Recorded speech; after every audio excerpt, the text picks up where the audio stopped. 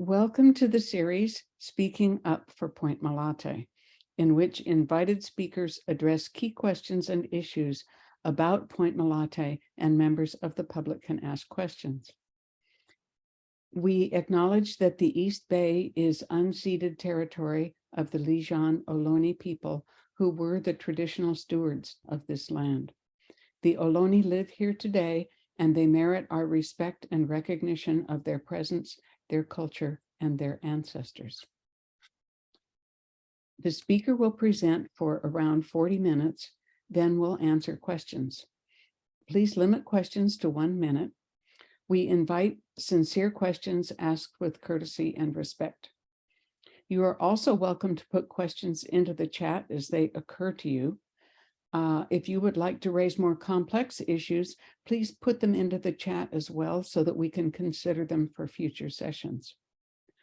Also, please use the chat to let us know how we can improve. And though issues around Point Malate can be contentious, let's be polite and courteous. Once we get started, I'll put the link for the Speaking Up YouTube channel into the chat in case you would like to see recordings of other sessions, though we do have a little bit of a backlog in postings. So my name's Sally Tobin. Pam Stello and I are co-founders of the speaker series. I'm a biologist and a retiree of the Stanford Center for Biomedical Ethics. I work with the Point Malate Alliance and the Richmond Shoreline Alliance, and I'm a member of the Bay Area Sea Kayakers. I serve on the board of citizens for East Shore Parks and live in Richmond. Pam Stello is a co-chair of both the Point Malate Alliance and the Richmond Shoreline Alliance, and serves on the board of citizens for East Shore Parks. Pam lives in Richmond. Please wave, Pam. Our wonderful Zoom administrator is Danny Zaki. Danny is Bay and Shoreline organizer of the San Francisco Bay chapter of the Sierra Club. Please wave, Danny. Thank you. Okay, so I'm going to introduce tonight's speaker. Casey Harper is the deputy director of the Wild Oyster Project. She's originally from San Francisco, though she now lives in the Temescal Creek watershed of Oakland, and is a lifelong lover of all things outside and underwater. She completed her bachelor's degree in zoology at the University of Otago in New Zealand. After college, she worked as a fisheries observer in the Gulf of Alaska. More recently, Casey received a degree in landscape architecture from Merritt College, and she is all fired up to help oysters help us. Casey Harper's talk is about the history of Olympia Oysters in San Francisco Bay, with an emphasis on the Richmond area. She will cover why oysters are an important component of resilience in a bay that is facing a changing climate. She and her team are working here in Richmond toward a vision for the future, and she invites community members to get involved. The title of tonight's talk is Rewilding the Bay with Olympia Oysters. Here is Casey Harper. Hello, thank you for that introduction. Thank you for having me here. So let me just pull up my presentation.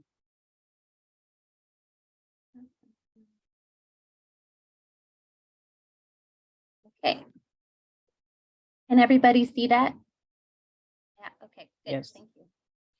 Yeah, so I'm Casey. I'm the deputy director of the Wild Oyster Project, and we're dedicated to restoring native Olympia oysters to San Francisco Bay. And our mission is to do that entirely with the communities around San Francisco Bay. And just to start us off, you know, we work in the unceded ancestral homelands of the Ohlone peoples. Our work is primarily focused in San Francisco and Oakland, where our members of staff live. And we acknowledge that, you know, we are guests to this place, and that moving forward, any sort of restoration should be centering indigenous knowledge on how to best care for all of the species that live in the bay. And I'm going to be starting off talking about the history of Olympia oysters in San Francisco Bay, and just to give us an idea of the amount of history and what we've lost. This is a photo from the Oakland, Oakland History Room of the destruction of the Emeryville shell mound, which was one of at least 425, and it was over 3 feet tall and hundreds of feet long, and it was filled with Olympia oyster shells amongst other shellfish, and just gives you a sense of how long humans and oysters have had this relationship in the bay, and how quickly that changed starting in the late 1800s. So what is an Olympia oyster? The scientific name is Australurida. It's named after Olympia, Washington, because its range extends along the entire west coast of North America, from Alaska to Baja, California. We like to call it the Ollie for short. Of the oyster species that are commercially grown, it's definitely the smallest and the slowest growing. And this picture just kind of shows the difference in size that you can get between, say, an Olympia oyster and a much larger, faster growing Pacific oyster. And our best guess is that it's currently around 1% of the historic population of Olympia oysters in the bay. And it's currently limited by the substrate in the bay, and I'll talk more about that later. So in the 1850s, oysters were an incredibly popular food. There's a great book called Down by the Bay, where they're described as the Big Macs of the gold rush era, because they could keep for a few days if they were in their shell. So in an era before refrigeration, that was really important. And then it was a readily available source of protein. And they were just incredibly plentiful and cheap. And a couple of famous faces, Jack London was a quote unquote oyster pirate, used to essentially steal oysters from farmed oyster beds in the South Bay, and then sell them at the docks in Oakland. But that was when he was younger, and then after he did that, he then joined the California Fish Patrol at the time and started persecuting other people that were doing the same thing that he was doing, which I always think is kind of funny. And then Mark Twain, also big lover of oysters. So there's kind of two eras of commercial oyster growing in San Francisco Bay. From about 1850 to 1869, the oysters grown in San Francisco Bay were Olympia oysters, the same species as our native oyster, but they were actually imported from Washington State and imported by boat and grown out in the bay. And then when the Transcontinental Railroad was completed in 1869, Eastern oysters became the oyster that was grown here. And they would transport by rail seed oysters, so very small Eastern oysters in barrels, and then also grow them out in the bay. But the bay was changing dramatically during this time. In the 1850s, they started hydraulic mining in the Sierras. And I think, if I have my stat pulled up here, between 1856 and 1897, 1.5 billion cubic yards of material of earth were removed. And because San Francisco Bay is essentially the watershed for the Sierras, all of that kind of washed out into the bay over time, and especially during the Great Flood of 1862, which in this kind of middle picture here, you can see this was all covered in water. This was like the Central Valley became an inland sea because of the amount of water that inundated the state over like the course of that winter. This is downtown Sacramento. In the top photo, Leland Stanford, who became governor of California during this time, had to row to his inauguration in downtown Sacramento in a rowboat. So this was a problem for our Olympia oysters in the bay because they do not do well in fresh water for extended periods of time. And the bay became essentially 100% fresh water. And also the rain coming from the Sierras washed all of this hydraulic mining sediment and pollution into the bay as well. And the oysters kind of in a very brief period of time were over-harvested, buried in mud, and inundated with fresh water. So we kind of see this dramatic shift from where oysters are grown and harvested in 1850s and the 1860s to the 1870s, early 1900s, where oyster farms are established primarily in the South Bay. And again, these are the eastern oysters that are being grown. They're being imported from the East Coast because they get bigger and they grow faster. And then even then, the oyster beds started to struggle with just the increasing amount of pollution coming into the bay. And ultimately, the oyster beds that were in the South Bay were sold mainly to the Pacific Portland Cement Company. And the site of the beds became sites of heavy pollution and industry, and the farmed oyster beds and the native oyster beds that were beneath the farmed beds were all dredged, and their shells were used in the cement production. So the shells of the Olympia oysters that were here became the cement that became our roads and our bridges and our buildings. So now we have this very dramatic changed landscape that is San Francisco Bay. It's very heavily urbanized. It has sites of heavy industry. There's been a lot of fill. And we have to kind of find a way forward that works for both humans and the other species to call San Francisco Bay home.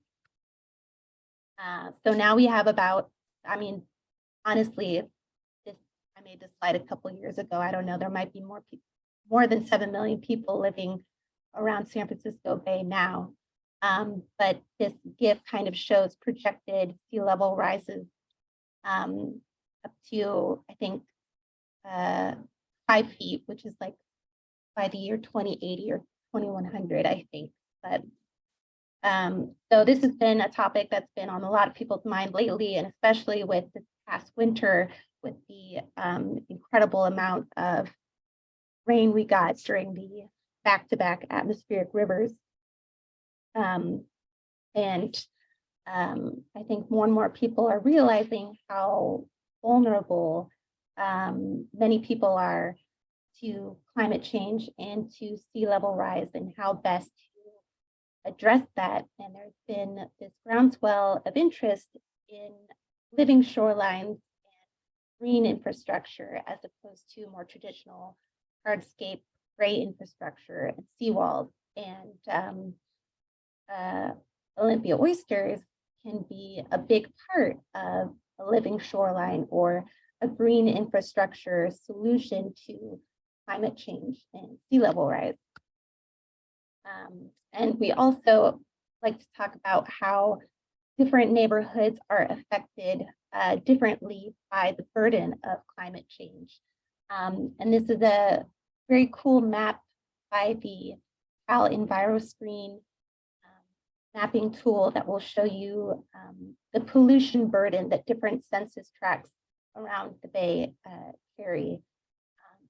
And the areas that we like to focus on, such as Bayview, Hunters Point, and Southeast San Francisco, have an undue pollution burden. They have a wastewater facility right there. They have, again, the Superfund site that is the old naval shipyard.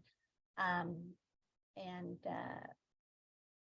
they're very, very vulnerable to contaminated water when we have these incredible rain events and king tides and sea level rise. And so we have to be thinking about solutions that that focus on these areas in particular. So we like to think about how are we taking care of everybody around the bay, and how are we providing tools for those areas to protect themselves. So we like to say that we're rewilding the bay. We're the Wild Oyster Project. So rewilding is kind of this idea that's a few decades old now about basically having intact ecosystems and restoring a whole functioning ecosystem rather than isolated species, and increasing overall biodiversity in a system all at once. And Olympia oysters, in addition to eelgrass beds, are basically a keystone species of the San Francisco Bay ecosystem because of the services that they provide and the cascading effects that they have on other species and the environment. So by increasing the Olympia oyster population, we can do a lot to increase the overall biodiversity of San Francisco Bay. So I like to say we're helping oysters help us. So I'm just going to let this video run while I talk about the ecosystem services that Olympia oysters provide. So one, they're habitat enhancement. So Olympia oysters live as an oyster bed or as an oyster reef. So they live on the backs of their ancestors. They seek out other oysters to attach to and settle onto and form these large, complex physical structures that exist in the water. So by having a large, complex physical structure in the water, you're also providing habitat for other species. You're providing shelter from predators. You're providing areas for other species to forage. You're providing, just nooks and crannies that other species like to inhabit. They are also great water filters, as you can see in this time lapse. A single Olympia oyster can filter about 9 to 12 gallons of water a day. Other oyster restoration projects on the East Coast that focus on the Eastern oyster like to say that an Eastern oyster can filter 50 gallons of water a day. But Olympia oysters are about the size of a quarter. So I like to say that they're tiny but mighty. And then Olympia oysters filter the water because they are looking for algae, their primary food source. So they do a great job of removing algae and other nutrients from the water, because they'll filter everything that comes in, and they'll either eat it if it's food, or if it's not, they deposit it on the benthic environment as pseudo feces. So they're, everything that comes into an oyster is being taken out of the water column, which is a great way to remove things from the water that can be hazardous to other species. by eating algae. They are also helping to prevent algal blooms like the one we had last summer. Perhaps if we had more Olympia oysters in the water, that bloom wouldn't have been so catastrophic. And they also help to stabilize shorelines by inundating wave energy as it flows over an oyster bed or an oyster reef, because the physical 3D structure of the bed kind of reduces the wave energy as it passes over it, which also helps out other adjacent habitats such as salt marsh and eelgrass beds. Also, by filtering the water, it allows more sunlight to penetrate, and that also helps out eelgrass, which do need sunlight to grow. So Olympia oysters are great. We want as many as possible. There are lots of different agencies and organizations in the Bay that are working on Olympia oyster restoration. And our approach is Olympia oyster restoration done by the community it serves. So our purpose is to build artificial structures and habitats that will, that hopefully spawning oysters in the wild will find and recruit to and settle to, and it will increase the population over time. Because the thing that limits Olympia oysters most from surviving is the lack of substrate in the bay. And again, that goes back to existing oyster beds being dredged, and then also just the majority of the bay bottom being kind of covered in a smooth mud now. So there's not a lot of natural habitat for oysters. And these are a couple photos of spawning oysters. So every year when the water temperature gets warm enough, the Olympia oysters that do still exist and live in the bay will spawn, and then the oyster babies, the Belger larvae, are released by the mother oyster, and they swim around for a couple of weeks looking for an area to settle. And if they don't find an area to attach to that's suitable, they will just land on the bottom and get covered in sediment and not make it. So it's super important that there is substrate out there for the oysters to find and to attach to. So our approach is to build artificial habitats that these oysters that are still out there can find and attach. And I like to include this bottom photo in our slides because this is a close-up of the mantle tissue of a female oyster. So these are like this is her shell down here, and this is like the mantle tissue. And all of these little pearls are baby Olympia oysters. So the Olympia oyster broods its young in its mantle tissue for a few days before releasing the baby oysters into the water, which I always thought was kind of special. Not every oyster does that. So this community-based approach that we have is very much directly inspired by another project based on the East Coast in New York City called the Wild Oyster Project. And similar situation, they once had a robust Eastern oyster population all along the Eastern coast and in Hudson Bay, but it has, over time been greatly diminished. And now they have this mission to bring them back, but all of their work, a majority of their work is done by students at a very, very cool school called the Harper School. And so far, they got started in 2014, and they have restored 100 million Eastern oysters to New York Harbor, which is amazing. They're a much larger organization than we are. We're not quite there yet. So how do you go about oyster restoration? The first thing you have to do is basically start a shell recycling program.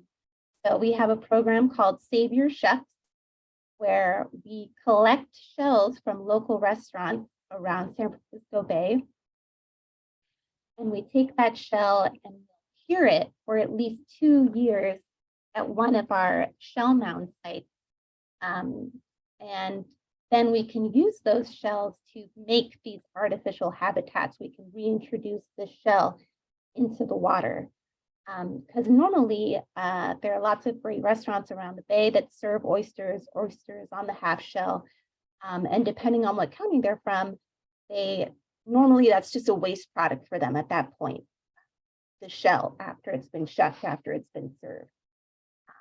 So they would either compost that or trash that, but instead they give it to us and we collect it once a week from our partner restaurants, and we take it to our shell mounds to cure.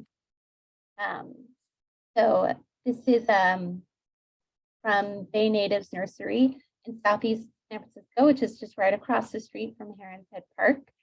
And these are other stalwart volunteers, are the chickens of the nurseries where we have these shell curing sites, because they do the very important job of removing any sort of remaining fleshy tidbits that might be on the shucked shells before we add it to our curing pile. And in this photo on the left, you can kind of see the transition that a shell will go through from like a shell fresh from the restaurant to over the course of a year or two, it just gets dried out and bleached by the sun and it gets rained on. It's just very important that we cure them for 2 years, because that eliminates the possibility of there being any pathogens or other species that we might be introducing to the water. So we currently have about 15,000 pounds of shell at 2 sites, and all of the shell that we've collected and cured so far has been done by volunteers. We have some amazing volunteers who reach out to us and they want to help us out. And then we ask them if they can go to a restaurant every week for, a year or 2 years and collect shell and then take it to one of these nurseries and add it. And then they say, yeah, I'll do that. And we used to have some outreach events around our shell sites at the nurseries. Unfortunately, we had to stop having these events during the pandemic. We haven't started them back up, but we're hoping to do so soon. And it's just a great way to be out and about at the nursery or wherever our shell mound site is, and get to talk about what we're doing and why we're doing it. So I wanted to talk a little bit about the project that we've been working on with the Port of San Francisco at Heron's Head Park, which again is in Southeast San Francisco. It's part of the Bayview Hunters Point community. And Heron's Head Park has been kind of eroding along its southern shoreline because of wave action and with projected sea level rise. They were worried that it would be kind of entirely overwhelmed on this southern shore, and a lot of the park would erode away. So they've put in a comprehensive shoreline resiliency project, and part of that is having some oyster reef structures in the water along the southern shore. So we got to partner with the Port of San Francisco and add some of our recycled cured shells to this project. And it was kind of the first large-scale reef project that we've got to be a part of since the Wild Oyster Project got started. So this past summer, we, along with a bunch of volunteers, bagged up about, I think it's about 3,000 to 5,000 pounds of shell into these mesh bags, and attached these mesh bags to these oyster reef balls that were going into the water.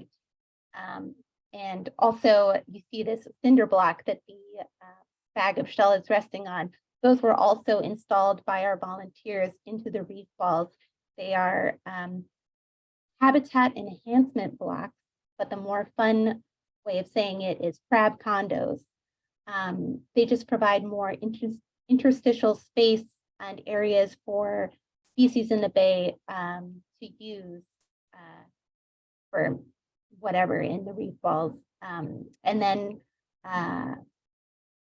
the idea is that this oyster reef ball will help protect the shore from various wave action from hitting the southern shoreline. And they also attract oysters. And the bagged shell is probably the best artificial kind of habitat for oysters to recruit, settle onto. But it's nice to have them kind of protected a little bit by the reef ball itself and be raised off the bottom a little bit by the crab condo. So hopefully that project just went in this past summer and hopefully will be very successful. They're going to monitor it for 10 years. So hopefully they'll see a lot of Olympia oyster recruitment for these reef balls.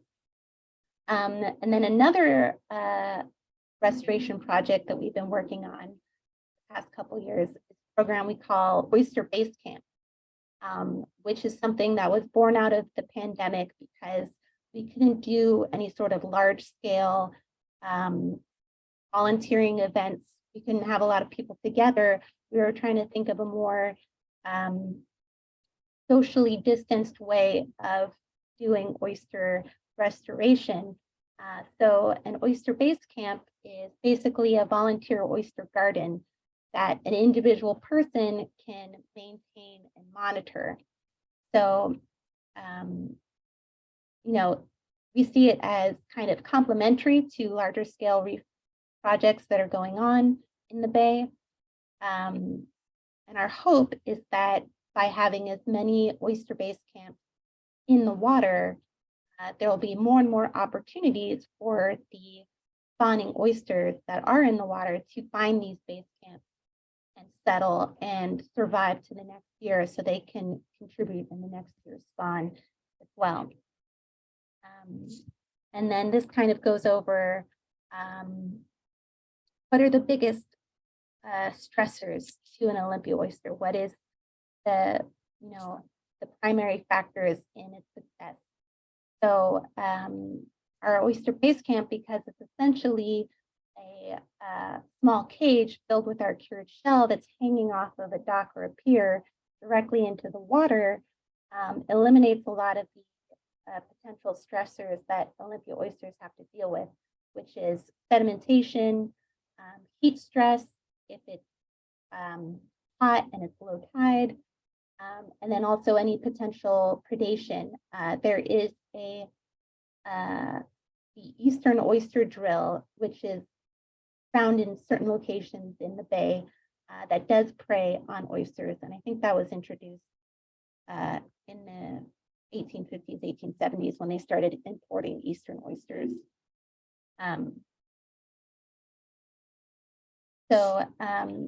When someone wants to be a part of the Oyster Base Camp program, either as a base camp host, like they can put an oyster base camp in on their property, or they want to volunteer with us, they'll go through a online training and an on-site training, and we'll teach them all about Olympia oysters, the history and the biology, and how to collect data, the water quality data that we collect, and the oyster data we collect, like how to measure an oyster with a caliper and how to tell if an oyster is living or dead or recently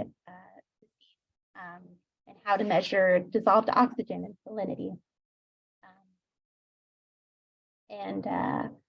It's just a great way to get people involved and to give them tools and strategies so that they can do the work themselves.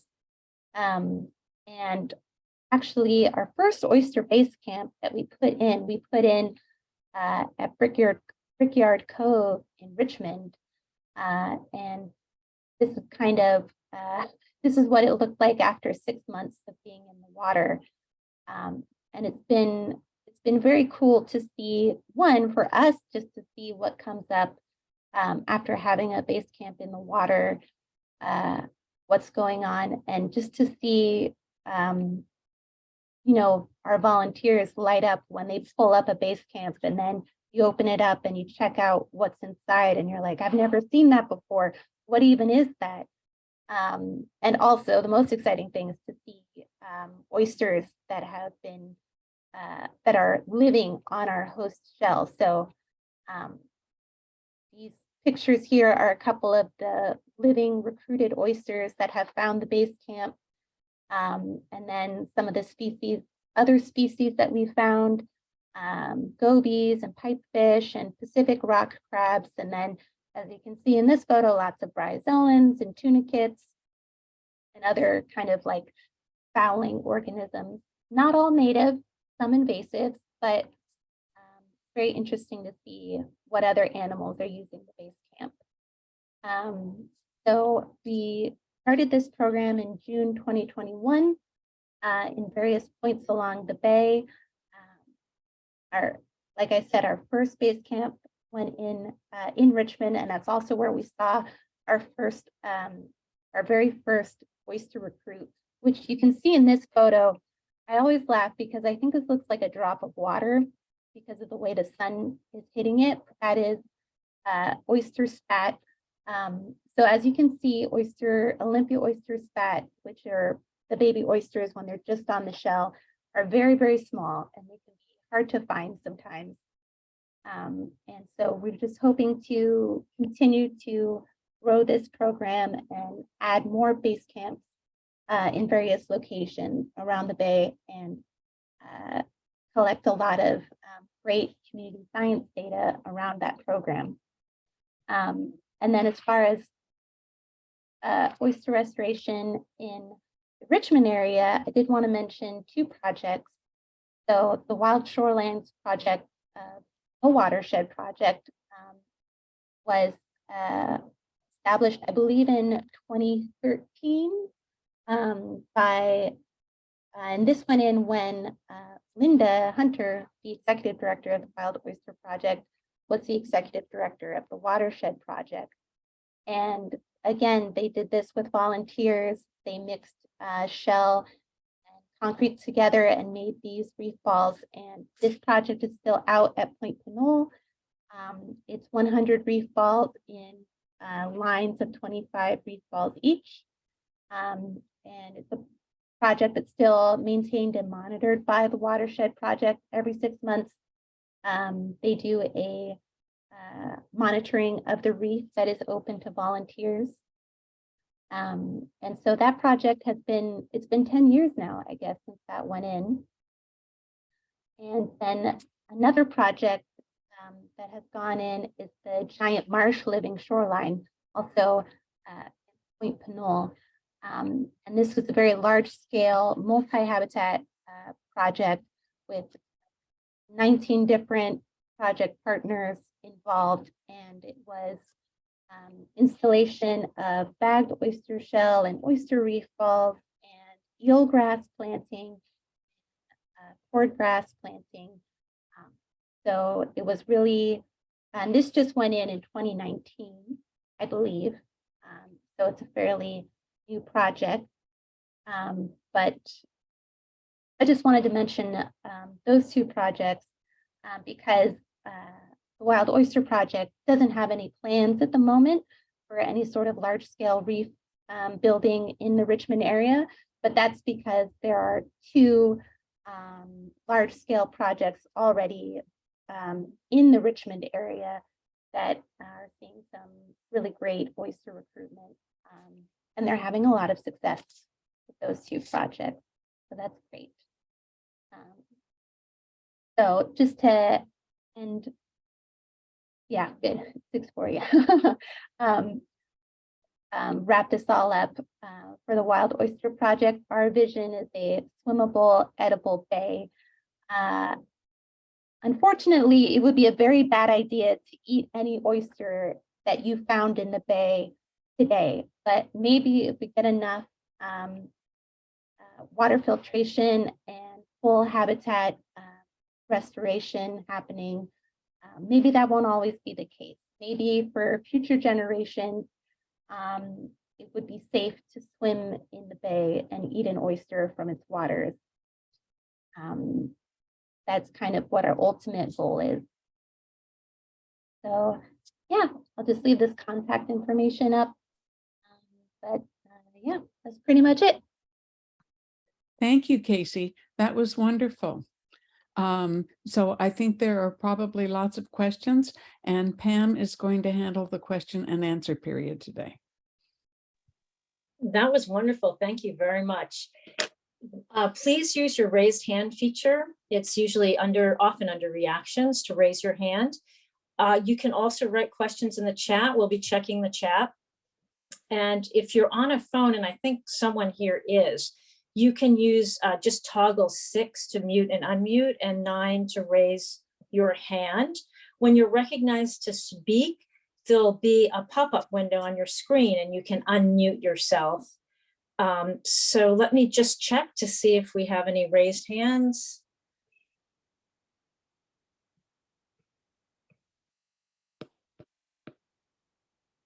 Not yet. Any questions in the chat as yet?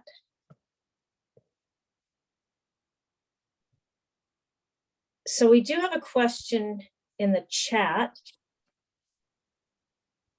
So I think the question maybe is from Chia. Which group installed the oyster reef balls at Point Pinole in San Pablo Bay near the fishing pier? That was the Watershed Project. Okay, great. Jeannie Quartz asks in the chat, I have found oyster shells at Point Malate. Do you know what kind of oysters these might be? Oh, I'm glad that you asked that, because I meant to mention this during the presentation, but most likely they are Olympia oysters, but we like to use iNaturalist a lot when we can't identify another species in an oyster base camp. And it's there are a lot of observations of Olympia oysters on iNaturalist. So I'd say that's a great resource for identifying any shells that you find on the beach. If you're curious what species it is, most likely if it's, there are certain ways that you can differentiate between an Olympia oyster and a Pacific oyster, which might be the other oyster shell you're finding on a beach. But hopefully, predominantly, it is Olympia oyster shells. Debbie Bear has a question. Do you need more volunteers to pick up oysters? We always need more volunteers to pick up oyster shells. And if you go to our website, which is wildoysters.org, and go to opportunities, you can sign up via our volunteer form on our website if you are interested. Great. Any more questions? Any raised hands?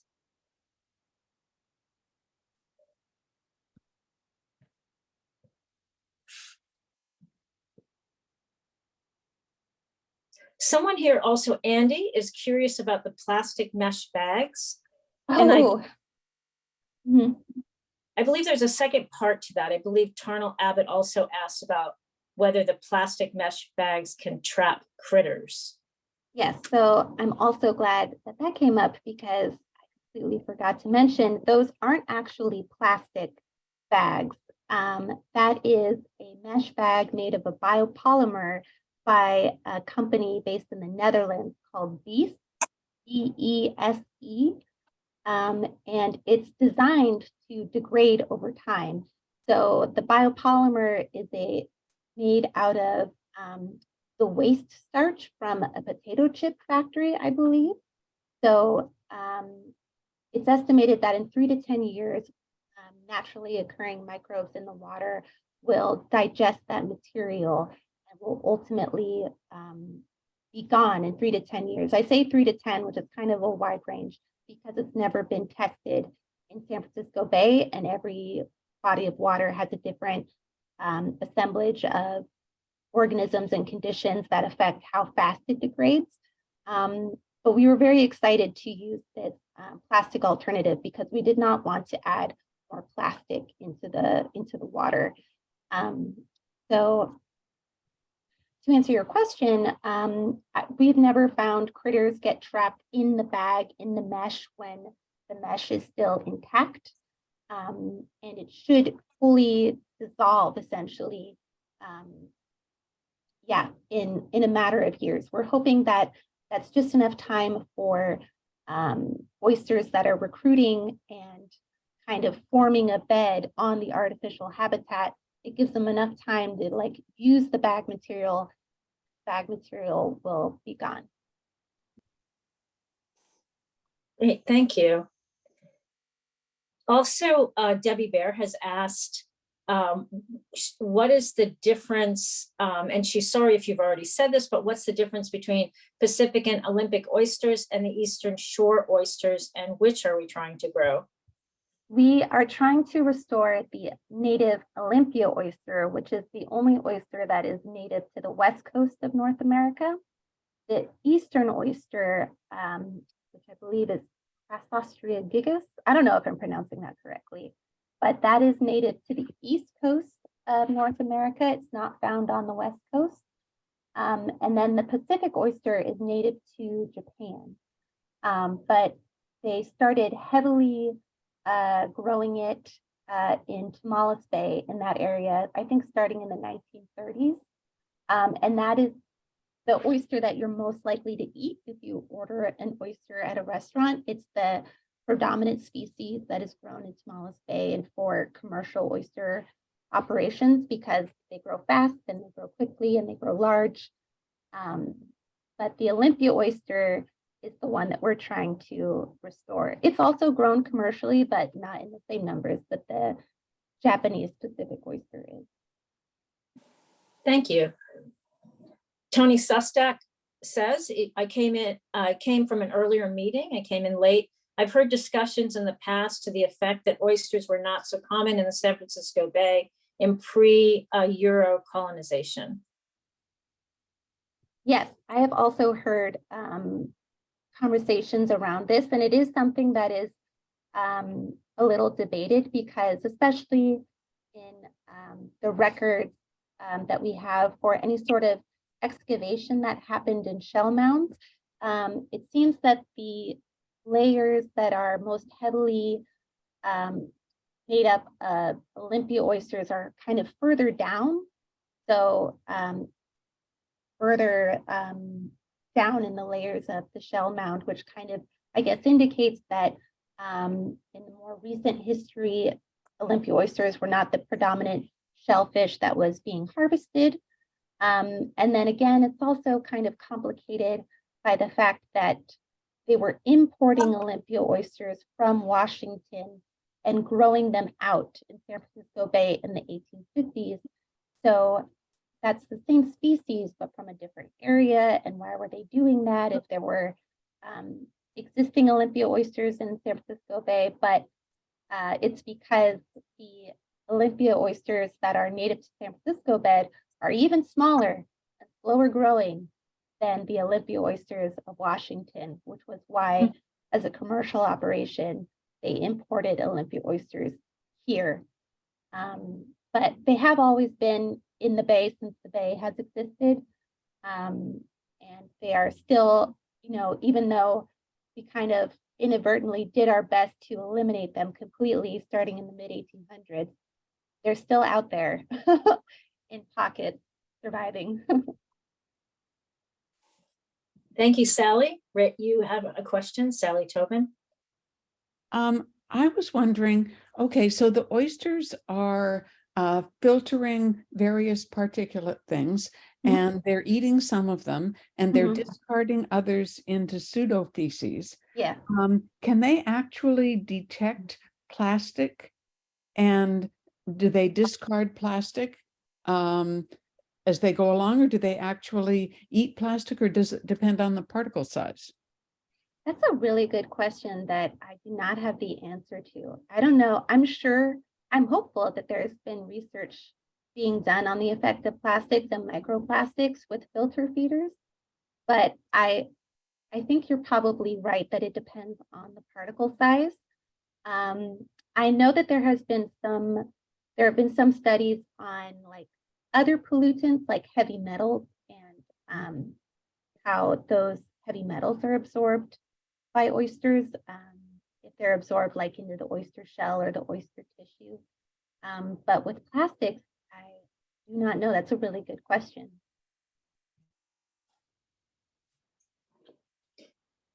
Do we have additional questions? Thank you. What about shrimp? Are they native? From Debbie Bear. I'm not by any means a shrimp expert, not that I'm an oyster expert either. I do believe there is a native shrimp species. I also think there is an invasive shrimp species, and I think both can be found in the bay. But yeah, that's all I know. Deborah, you have your hand raised as well. Do you have an additional question, Debbie? Deborah Bear?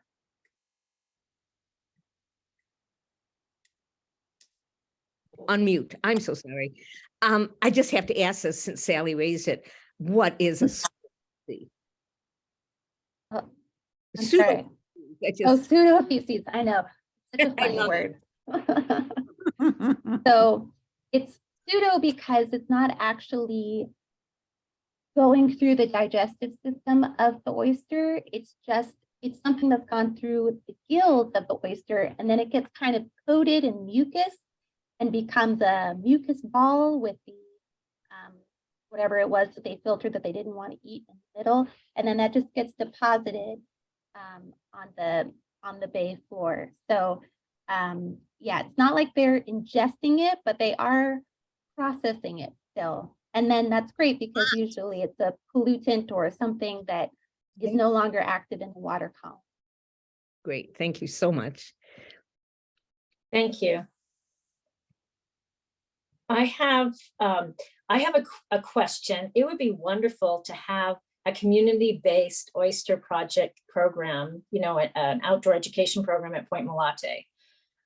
It would be wonderful to locate it at the beach park. And there's also the eelgrass that would benefit from the reduction of the wave action, and also from the cleansing of the water, the photosynthesis for the eelgrass.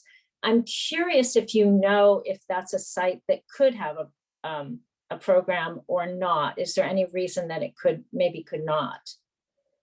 I don't think there's any reason why there couldn't be a program there. And by program, do you mean like a reef, like an oyster reef? Yeah. Yeah, with the community participation and the construction of an oyster reef there. Yeah, there's definitely not a good reason why there couldn't be. I think the only thing that I would be concerned with, there's the possibility there's already a plan in place, like some organization like the Coastal Conservancy or the Watershed Project might be already working on a project.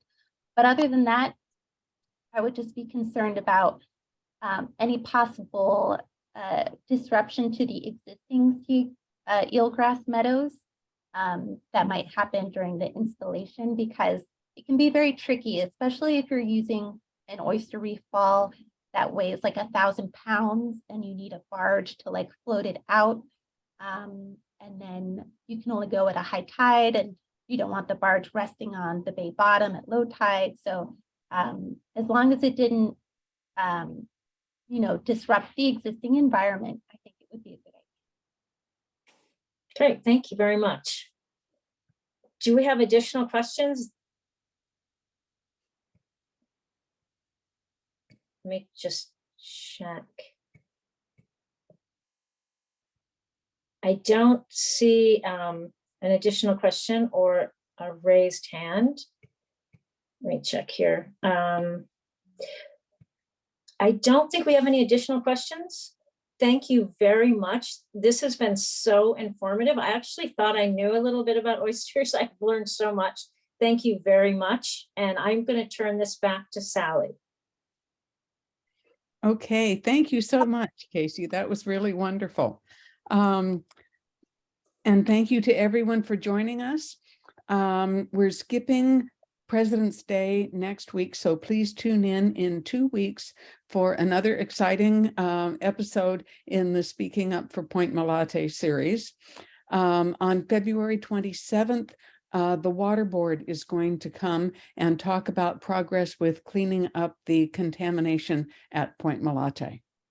So thank you all very, very much. And then thank you especially, Casey. This is great. Thank you. Bye. Bye. Good night, everyone. Good night. Thank you.